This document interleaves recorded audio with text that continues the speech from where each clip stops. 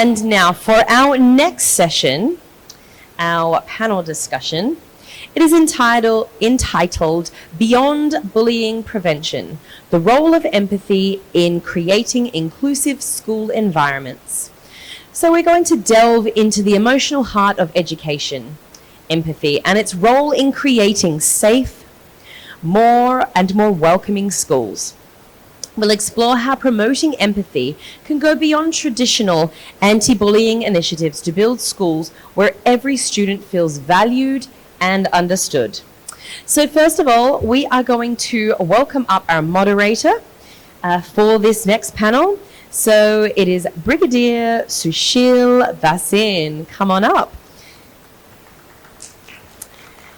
So he is a military-inspired leadership and team-building expert from SB Consultancy. Then I would like to welcome up our wonderful panelists for this session. Marianne Volante, owner of Mimark SA. Mymark, fantastic, Mymark SA.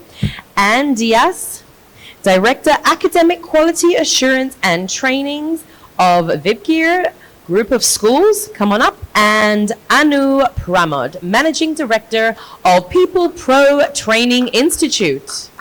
Let's put our hands together for all of these wonderful panelists.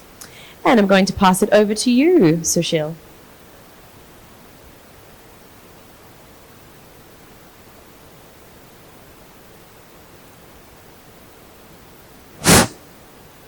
Good morning, everyone. That was not good enough. Good morning, everyone. How many of you, raise your hands if you went to school? Oh my God, all of you did. Brilliant audience. Okay. Anyone who went to school and got bullied? Any volunteers? Can you please stand up? Tell me, how did you feel when you got bullied? Very bad. Can you explain that bad?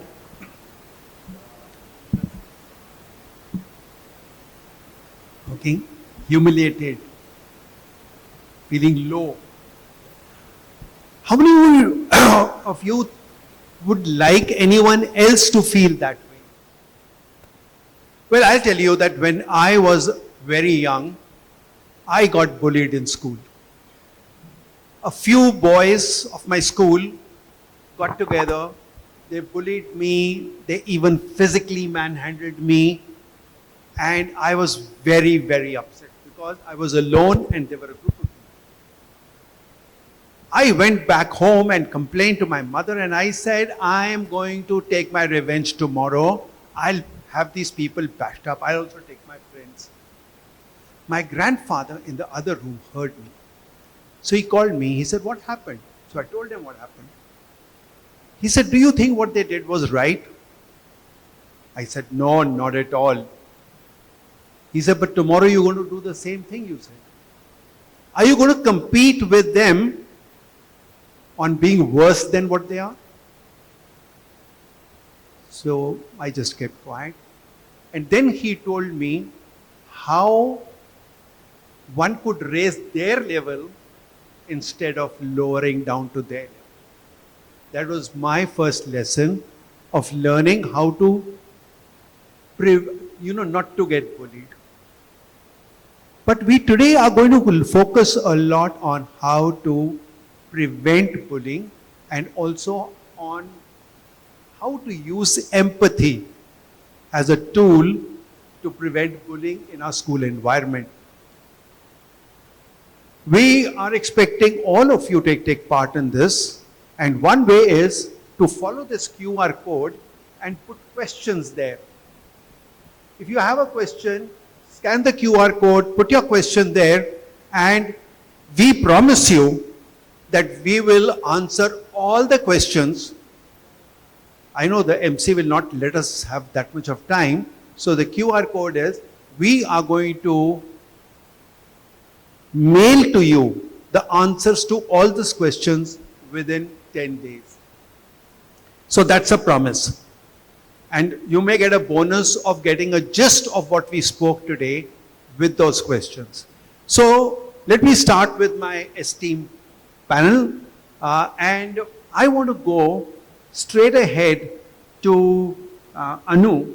Anu, you've been in school for long and you experienced all this type of bullying that happens. What do you have to say about that? Thank you, Brigadier Sushil. As part of People Pro, we provide SEL programs for schools, K to 12, and we see bullying happening all across, despite ages. And bullying definitely, despite all that is being done now to prevent it or to educate children and adults on bullying and the effects, we still see it in different forms. Bullying is not just about physical bullying, right? Bullying is a lot of different types: physical, verbal, social, racial, religious, sexual, cyber. There's so many different types of bullying all around us. To answer your question, I'll just state 3 examples which will bring to light. These are 3 different types of bullying in 3 different ages in the school that I have seen with my own eyes. One is a year 7 student who's doing really well in school, but when he gets back home, his dad, despite that child studying for 7 hours a day, the father keeps saying he's not studying enough. It reached to a point where the child literally went upstairs to the top of his building to jump off because he couldn't take the pressure anymore. Year 7 student. Thankfully, we came across this child. We managed to talk to him. We managed to get him to converse with his parents. And today he's an ambassador for us. But he faced bullying. Year 8. This is a girl. She got onto social media, got friendly with somebody, and that man started stalking her and threatening her to reveal the relationship if she doesn't do the things that he asked her to. She couldn't say that to anybody.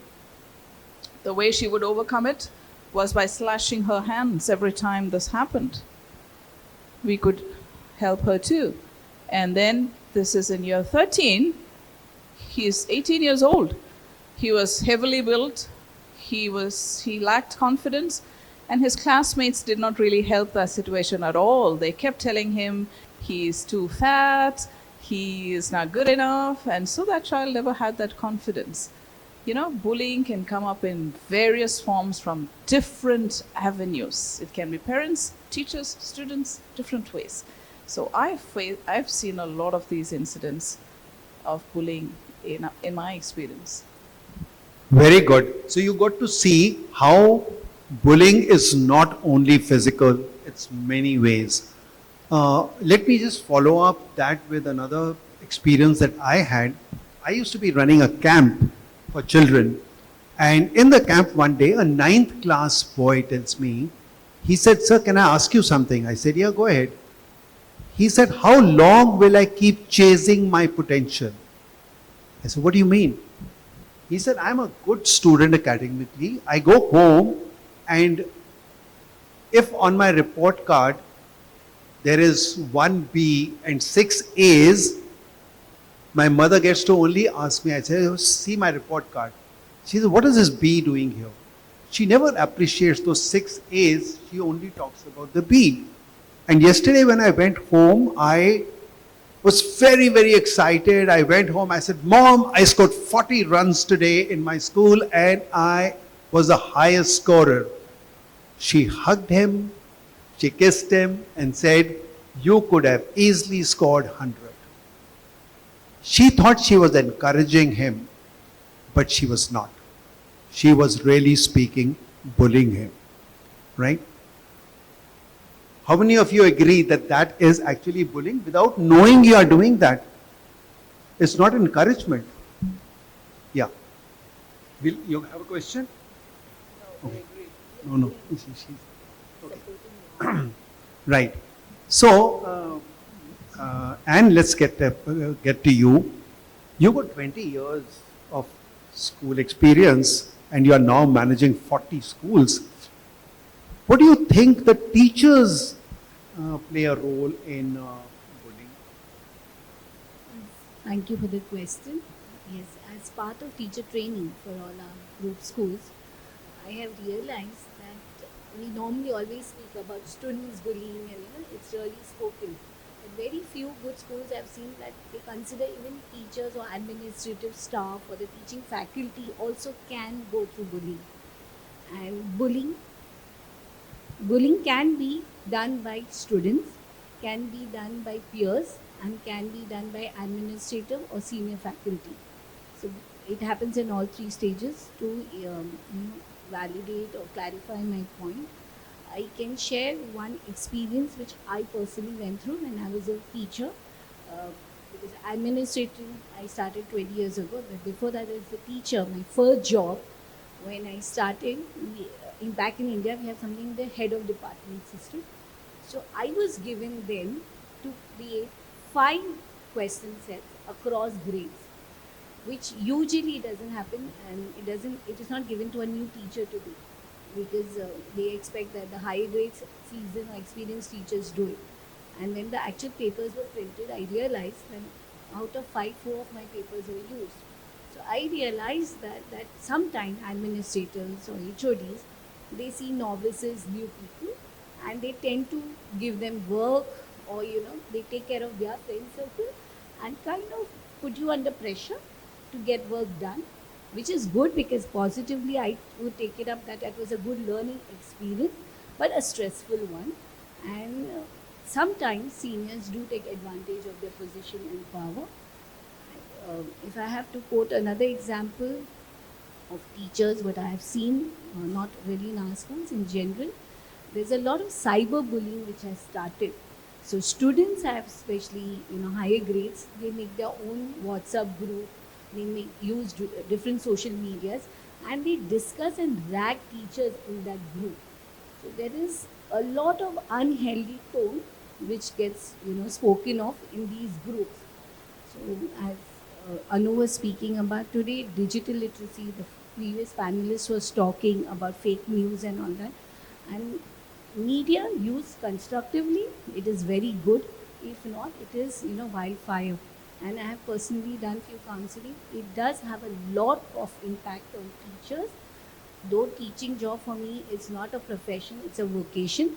But due to this bullying, I have seen few of the good teachers leaving this profession and moving out something because they are too tired of dealing with students and parents. Because I know one case where this student had a background in ministry as such. So he used to always have these airs up, mera baap, ye hai, XYZ, and throw his weight around in class for all the teachers. So teachers were scared, petrified to say something. So students bully, peers bully, administrators. So teachers are definitely on the receiving end sometimes. Very good. So that was another perspective. Uh, I want to now get on to some of the preventions. What tools, what preventive measures can we use? And for that, we'll go to Marion, who has a very good experience on that. So, how can we prevent all this? Thank you. I think my experience shows that bullying is the result of an unhealthy relationship. And that's why prevention is learning, knowing how relationships work. Why do I have an unhealthy relationship, and with whom, and why it is happening? So we have to go back to understand who are we, how are we made, what is our personality, and try to understand what is happening with the person who bullies or is being bullied. So the basis is understand your personality, why you react in a certain way with certain people. And their parents, I have 15 years of experience with family coaching, is to make the kids understand that it takes always two. It's not the victim and the actor, no, it's what happens between two people. So I think the prevention is go back, who am I? Why do I react in a certain way with this very person? Okay? And then we learn, we heard all the other occasion, other speakers said, we learn in relationships, we learn in challenges, and bullying is a challenge, of course. Absolutely. Uh, what about more of parents bullying? Anu? Yes, I think I'm also at times at fault. I can probably call myself a bully at times. Sometimes we tend to think we are parents, and so we have the right to say certain things to our children. And in a sense, that could also be seen as bullying, although it's not much spoken about. So it's a very valid question that Brigadier brought out. I think even in your experience, you would have seen that there are a lot of cases where the children are undergoing trauma because of the situation back at home, right? It doesn't even have to be the society. It doesn't have to be peers. It doesn't have to be teachers. It's not the society. It's your own home. If a child is probably not taking care of his or her health, the parents tend to talk about it. Instead of motivating that child, they're putting that child down, and that child never gets to work on his or her health, etc. Don't you think so, Marianne? Have you faced that? Thank you, Anu. It's the humiliation of people we also do as parents. I, for example, humiliated my son because he was extremely cautious child. And I thought, how will he be able to defend himself once he's big? So I pushed him. I said, come on, go, you're a coward, go. This is a form of bullying as a mother because he did not live up to my expectations as a boy, how as a boy to behave. So I bullied him in the sense of I told him how he should be. True. Sometimes we think the intentions are right, so it's okay, but I think we do more harm than good through Yeah. this whole thing. I think it's about allowing the child. Every child comes to this planet for their purpose, not for the parents' purpose. And many parents like to live their ambitions through their children. Oh, I couldn't become a doctor. You must become a doctor. And I'll tell you one thing.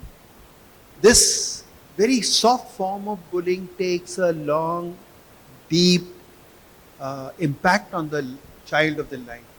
I know of a girl who became a doctor because all her life she was told right from the beginning, you must become a doctor because her father was a doctor. And he wanted his daughter. Who is he to want his daughter is the question, to become a doctor. So she became a doctor. And after 5 years of MBBS, when she got her degree and there was a celebration, he had a lot of people at home and he said, this party is in honor of my daughter who's become a doctor. And after that, he said, can I take the mic? She went on the stage and she said, ladies and gentlemen, I became a doctor because my father wanted me to be a doctor. But that's not what I wanted to be. So from tomorrow, I'm taking up the interior decoration course because that's what my life is going to be. My point is not many children will do that, but they will continue to live in a profession which was not their passion. So I think it is very important for us to support our children in their purpose and not push ourselves. And that is why bullying happens in many ways, like what Anu said in the beginning. It is parents, it is children, it is peers. It could be anyone. So it is basically to prevent this. And yes, now let's look at this empathy. That is the tool we are talking about, that instead of telling people, tell people, they don't listen. They have to get to the root cause, like you just heard the previous speaker talking about. Why is it happening? What is the why of empathy? So let's start with Anne. Anne, what do you think is empathy, and how can we bring it into schools from all angles, from parents, teachers, children, how can we prevent bullying through empathy? Because that is by root. If you understand what empathy is, then you understand why I should be bullying. That would be For me, empathy, I would say, begins with the word respect. And being a teacher and English teacher, I used to make a lot of acrostics and mind maps to help in my teaching. So I'll go with the word respect and then the acrostic of that, to convey my message. So R would stand for recognize and report. So first in step to understand what is bullying is to recognize that it is happening in our schools. Because half of that time we are in a denial mode. We feel there's nothing really going wrong anywhere in our schools, in our communities, in our homes, nothing. So first step is to recognize it and provide a platform for students, teachers, all stakeholders in school, a safe mechanism to report this bullying.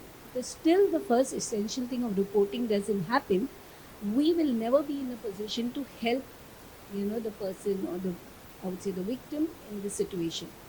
So R stands for recognize, report. E, since we are a school, educate. Educate all the stakeholders, as rightly said by you, the impact of bullying. Because sometimes the person who is actually bullying is, what I've seen with my experience, is going through a lot of turmoil in his or her own life. They are struggling with their challenges and don't know how to deal with that. So they land up, affecting the lives of somebody else. So it is important that first, we educate all our stakeholders of what is bullying, what harmful effects it has, as rightly said, a long-term impact it makes on people's life. So that R would be educate. S is support. So create a support system which will have good resources, provided to all these people who are bullied, have support teams created in the school with counselors and all. So we have it in our schools. We call it the PLC, Personalized Learning Center, where we have professional counselors who help with any kind of behavioral issues. So they can help us. P is sorry. They can't hear. Oh, am I audible now? Yeah. All right. So P would stand for protect. So as heads from the management, create policies which are anti-bullying acts and policies. So I know of my own son's college. They have a deed which has all the clauses of bullying, what impact, what are the things, the college initiatives they will take in case they find somebody being bullied, and they have made different levels of it. So it was a beautiful agreement made, and it is signed by the student himself with the college as such. So protect, all your stakeholders by having good policies which will ensure that we at least strive towards a bully-free, environment. Then comes again E. I would say here the administrative encourage the administrators to act promptly, because at times I've seen that because there's a situation like how Anu was talking, the person was not having the courage to speak up, didn't know whom to go and get the answers for. So we should encourage the administrators. Like, so we have in India created something called the POSH committee, that is more got to do with sexual harassment, but of course bullying is all, as she said, physical, social, verbal, everything. So create such a type of forum or committees and all that, which can help do it. And our administrators, whoever is in power and position, should take prompt action on it, so before further damages are done over there. So that is like R. I'll just reinforce before I go to the last one. Recognize and report. E is to educate. S is support. P is to protect by having, I would say, guidance also with counseling and mental health, workshops and all that created. Encourage, and last but not the least is training, which I think I'm passionate about, because as we've been speaking about in all the things, training has to be not on that day, ongoing, a lot of hand holding. so that these long-term effects get minimized and a lot of good. Yesterday also we heard a panelist. Today he's doing very well, and he was bullied. So there is, I would say, every child is like a stone, and we as educators, if we polish it, that student is capable to be a diamond, a solitaire, to shine out in the world. Thank you so much. Thank you. That was brilliant. Respect. Yeah. So let's go to Anu. Anu, what do you think about empathy? And in your experience, how have you been able to use it not only to prevent bullying but also create an inclusive environment in the school?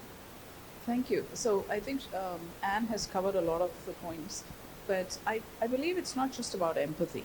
There are so many other skills that we need to bring in order to make it more inclusive. I think here living in Dubai, we've been able to get the experience of having a more inclusive kind of schools here because KHDA encourages all schools to be more inclusive. But there's still so much left to be done because I think we still have so many biases in our minds about color and race and the type of people that are there. There's so much left to be done that we have to change the mindset of people. And so it's not just about empathy, it is the beginning. Empathy is the beginning. But in order to create an inclusive environment where the teachers are educated, the parents are educated, and the students are educated, we have to bring the whole society together and teach them mutual respect and conflict resolution and emotional intelligence, not just empathy. Empathy is a part of emotional intelligence. I'm an emotional intelligence coach, and we get so many cases of adults and students where they are grappling with a lot of issues simply because emotional intelligence is lacking. So I think there's a lot of effort that needs to be put in. There is a lot of effort being put in, but I think the whole society needs to come together to ensure that our students get to live a life, live out their purpose in life without having to meet the expectations or the biases of those around them. That if Marianne is from another country, I should be able to accept her as she is, and not based on her color or from where she is or the way she speaks, but she's a person.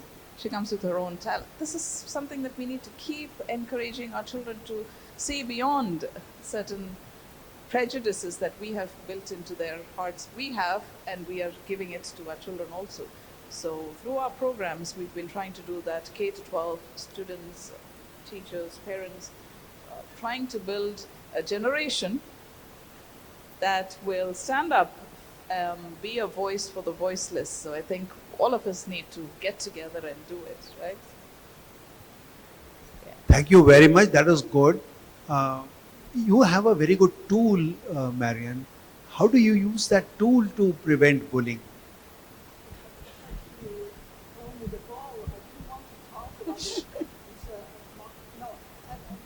I would like to start with the fact that it is really, as Anna said, it's about understanding, it's about accepting. And how can I accept and understand if I don't know myself, if I don't know the other? It's all based on self-perception, and that's why talking about our tool and method, it's based on fingerprints, and this is not biased because you cannot fake the fingerprints, you cannot influence the fingerprint. They are there from the 4th month of pregnancy until we die, uninfluenceable and not manipulated. So the point is, it is just a tool to start to understand how was I when I was born, and then of course it's all the education, the influence, the culture, the country where I live in, and so on. The education of parents is extremely vital, but there is always a basis, and this helps to accept, because only if I accept myself, I can be empathic. I cannot be empathic if I don't accept myself. If I'm angry with myself, if I have been humiliated a lifelong, I cannot be empathic. It's just the equation which doesn't work out. Okay. So the key is understanding, accepting based on knowledge, knowing who we are. There are many tools. We have just one. Of course, it's the best, but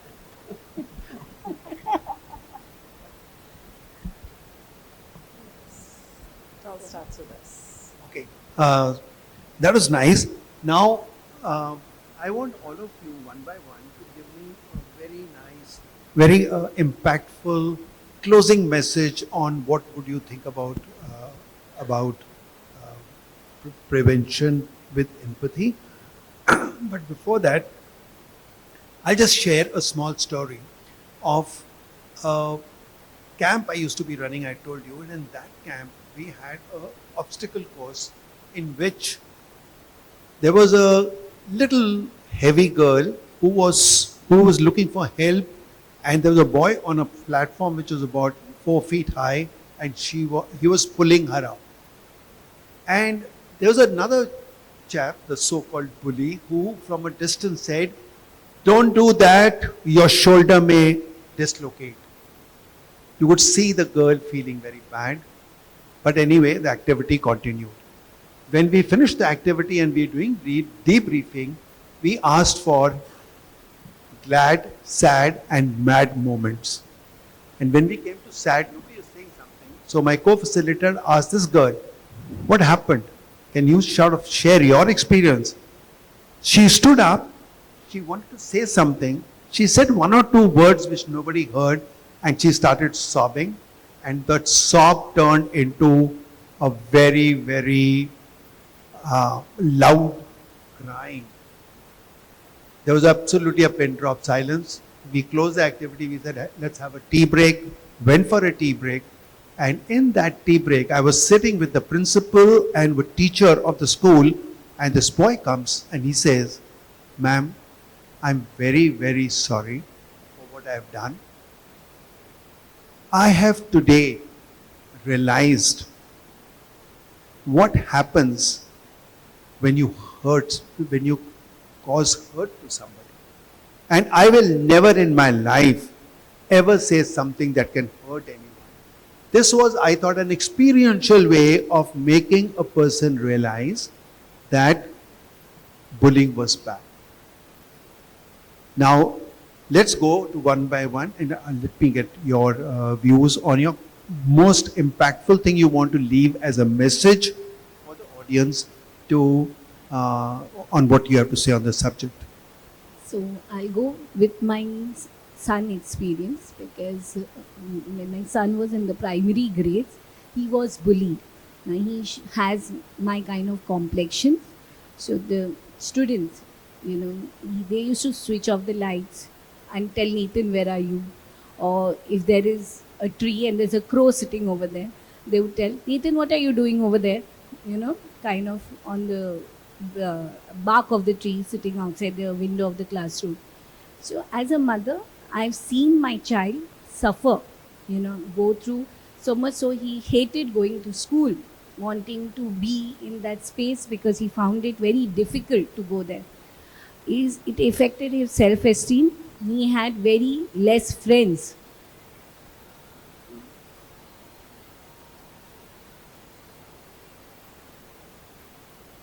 So he had very few friends in his school days, and it does have a lot of impact in the way he felt he looked, as his identification. So I would say, as today, maybe I don't know, that was one way of me learning very hard lessons. That what really impacts, because I've seen that very closely as a mother in the journey. So I had taken this promise that whenever I will be in a position where I can change policies and create policies, I will definitely add policies in such a way which will really create a conducive learning environment for every child. And that's when this thought of having a PLC system for our group of schools, I've created an entire manual as to what are the do's and don'ts to do and how to deal with it. We have regular workshops for children as such to do it. So my just takeaway: use your heart, and this is a very emotional thing. In every child, there is a leader, there is an entrepreneur, and if we don't see it right from the root causes, from the childhood, I would say, and the root causes of what is really going to hamper this growth. We have not lost a child, we have lost, the whole universe, I would say, because that child could really create an impact in the world.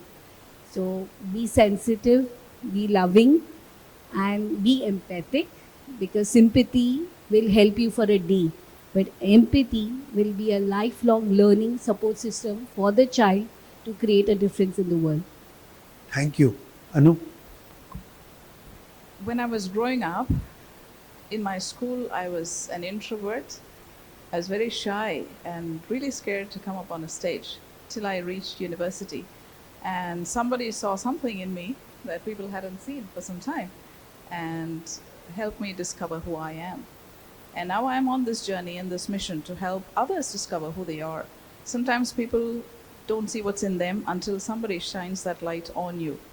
So we are here on a mission right now to shine that light onto students, to help them see who they are. Actually, they are all masterpieces. There's no two people built the same way in this whole wide world. There's only one Anu, there's only one Marianne and Anne and Brigadier Sushil. And we all have our purpose here in life. And so every single day when I get up, this is our goal, this is my goal. And this is the goal of our organization. This is something that we motivate, encourage everybody to do. Rita Pearson, an educator in the US, said, every kid needs a champion. And most of the time, the bullies are people who have, research shows that they have cognitive empathy, maybe. They know how the other person is feeling and they know what's happening to the person they're bullying, but they don't have emotional empathy, they say.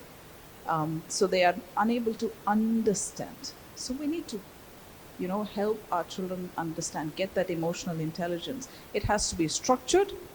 It has to be regularly practiced. It cannot be done as a workshop. It cannot be done as an assembly. It cannot be done, once in a while. It has to be regularly practiced within the school environment by everybody concerned.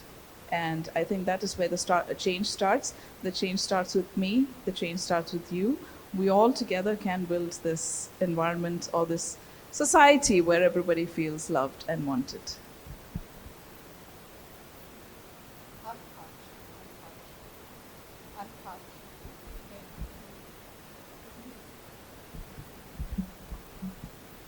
Untouched.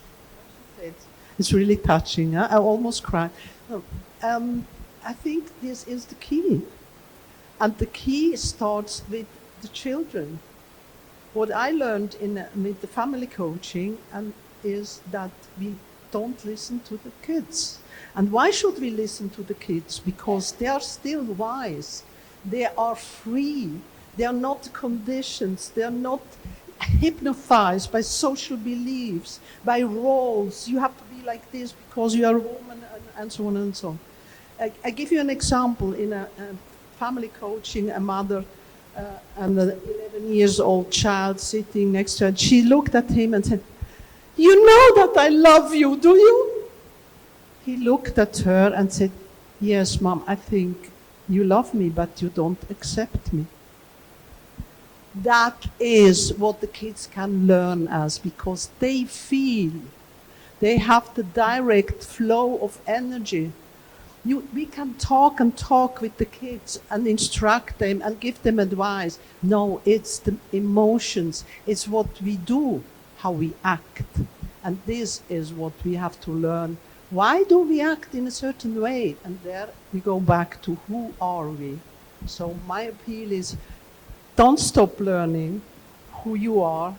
Start with the kids, take the chance with any kid, make questions, real questions, not control questions. How was it in school today? And then you learn, and you will be more and more satisfied that, as it was said by my friends here, we are all different. So start this adventure, how different you are, with your strengths, potentials, and of course also challenges and weaknesses. Thank you. Can I add something? You said we have to listen. If we have to listen,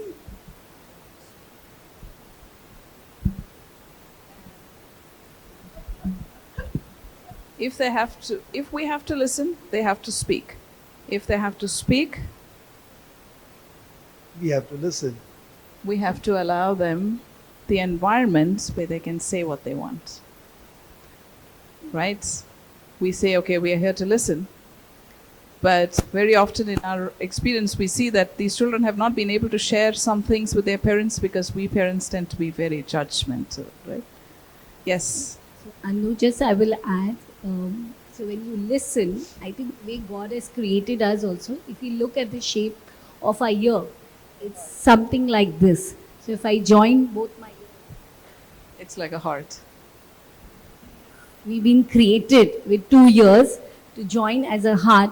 So let's listen with our heart and in the loving listening, ideology, because that will make, like one Marian said, that we all are there, but do we really accept the person? And if we accept them with love.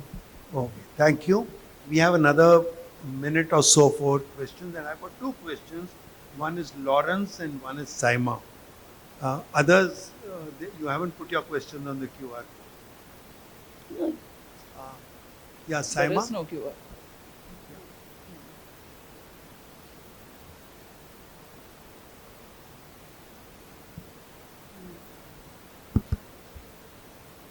A very good morning, everyone. I hope you can hear me. This is Dr. Saima Khan, and I'm the program leader of psychology department at BSU Iraq. It's a British university. As you talked about bullying, so there are just some statistics. It's from the National Bullying Prevention Center. It says that 20% only the bullying is reported. 80% is unreported. Because children, when they are bullied, or adolescents or whatever age, they don't report it. So that is the key area which has to be highlighted. And the schools, unfortunately, I tried to approach a few schools in Ras Al Khaimah. They did not allow us to go there and give some workshops on bullying. I think the schools should allow these kind of workshops, because if we empower the children to be able and strengthened to report the bullying, even then we can prevent it. If they can't even report it, how can we expect them to come over it, right? So that was one thing I wanted to add.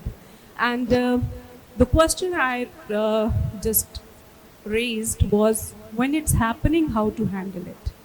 Like, it psychologically affects the person. Later on it becomes social or moral or emotional. Psychologically, if it impacts the person, he's drowned already. So while it's happening, how do we counter it and how do we handle it? Thank you. Okay. Yeah. So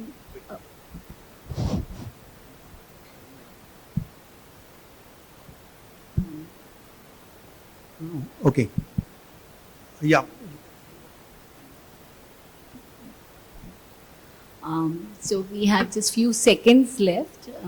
So I would say that, in such situations, because I've gone through this as a mother myself, all stakeholders, that is your friends, your peers, your school teachers, because I think as a teacher, we know we made a lot of impact in the child's life. A small word, a saying, a good, well done, makes a lot of difference in the child. So all stakeholders together should first understand the case, what the child is going through, maybe do a little case study on their background and everything, and accordingly plan a personalized intervention program to help the child, and have regular observations, discussions, milestone recording, whether there is a positive learning curve happening in the child. If all stakeholders involved and the people who matter the most in the child's life are united, and with that never to give up, resilient thought process, surely, slowly, steadily, we will bring a positive impact in the child's life. Thank you. I'll just add to say that in schools, it is important that we create that environment where reporting becomes a very easy thing. People don't hesitate, because a person who's going through it, that time if the reporting is done immediately, you can salvage the situation. Thank you very much. I would like don't to know- add something about the reporting. I don't know whether they allow us time now, because we already have. Huh? Yeah, go ahead. Yes, I think Okay, go very ahead. important is the message to the kids that who is being bullied knows that actually it's about, the problem is in the bullier. It's the kid Yes. bullying the others who has a problem. So this helps, this encourages to talk to the teachers, to talk to the parents, when they know, no, actually it's more about the person, Yes. the other kids Yes. than me. Okay, this is the first start. Then of course all the knowledge. Absolutely. Okay, I had promised that all your questions will be answered, but we have only got another Lawrence, but we don't have time for another question. We'll answer your questions in email. Even now, send them to us. We are putting up the QR code again. Thank you very much for being such a wonderful audience.